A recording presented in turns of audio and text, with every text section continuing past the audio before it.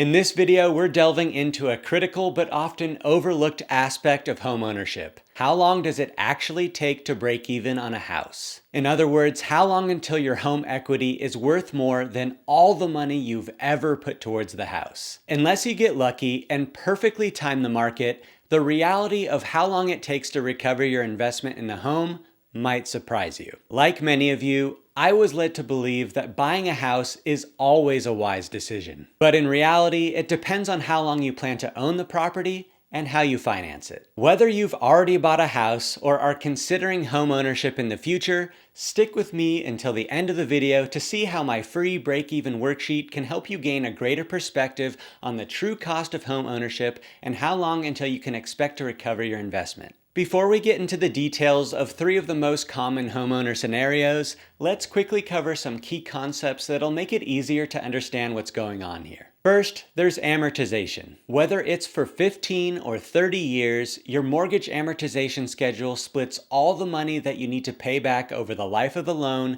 into equal monthly payments. Each monthly mortgage payment partially reduces your principal balance, which is the amount of money you still owe on the mortgage. The other part of the monthly payment goes towards paying the interest, which is basically the cost of borrowing the principal. Here's the important part. Initially, a larger portion of your monthly payment goes towards interest rather than reducing the principal. So you're building up equity a lot slower in the early years of your mortgage. For instance, in the first year of a 30-year mortgage with a 6.8% interest rate on a $350,000 house, even with a 20% down payment, you'll dish out a whopping $19,000 to interest and a mere $3,000 toward the principal. Ouch! But wait, there's more. Many prospective homeowners tend to forget the expenses beyond the monthly mortgage payment, like closing costs, home insurance, pesky private mortgage insurance, regular maintenance, and good old property taxes. And guess what? Inflation and those annual increases in property tax and home insurance sneak up on you too. And yet, it's not all gloomy. Your home's value will likely appreciate over time, and you can deduct mortgage interest and property taxes to reduce your annual tax burden. All right, it's time to explore 3 common scenarios to see how long it takes for your home equity to outweigh your initial and ongoing costs of owning a home. And if you're interested in plugging in your own numbers, I'll make my model available to download for free with a link in the description. I'll quickly outline the assumptions in this model, which you can modify on your own. In our first example, we consider a standard 30-year fixed-rate mortgage with a 20% down payment on an average U.S. home priced at $350,000. A 6.8% interest rate, 1.17% property taxes that increase 2% annually, a 25% income tax bracket that we'll use for deductions, and 1% yearly maintenance costs also rising 2% annually with inflation. Historically, the average home appreciation rate is 4% per year, which means your home insurance will also increase 4% per year to keep up with the value of your home. And finally, if you ever want to actually realize the equity in your home, you'll have to fork over 6% in selling fees. Now, with all that information entered into our model here, you can see that right off the bat, in year 1, you're in the negative. And unfortunately, the hole actually gets deeper all the way through year 13, thanks to that amortization schedule I talked about before that front loads the interest repayment in the early years of your mortgage. So if you were to sell your house after only 13 years, in this common scenario, you would be down $89,000 since you bought the house. Only after year 13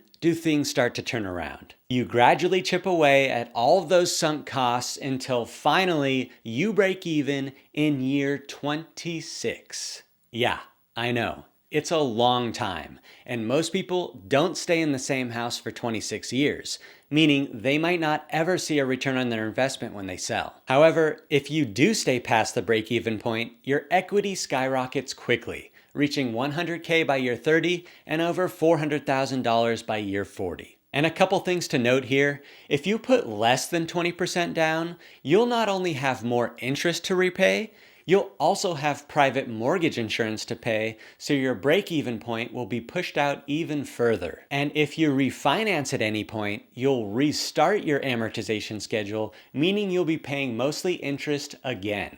Next, let's examine a 15-year mortgage with a 5.8% interest rate. All the other assumptions are the same as in the last example, but you can see that we reach that break-even point 10 years earlier at year 16. The reason?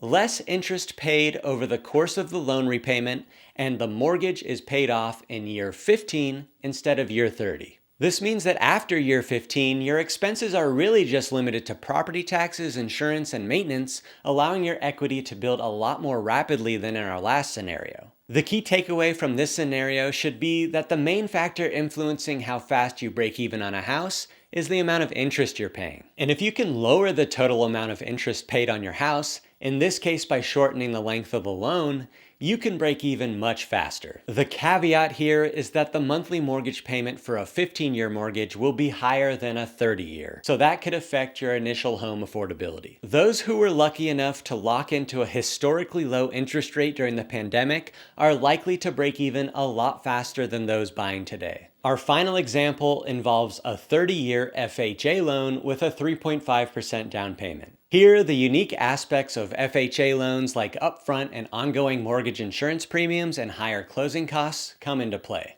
It's hard to ignore how rough the first 16 years are with an FHA loan. You go all the way down to $166,000 in the hole before you start to dig yourself out. And you don't break even until year 31, which means you better be pretty darn sure that you're going to be in that house for a long, long time.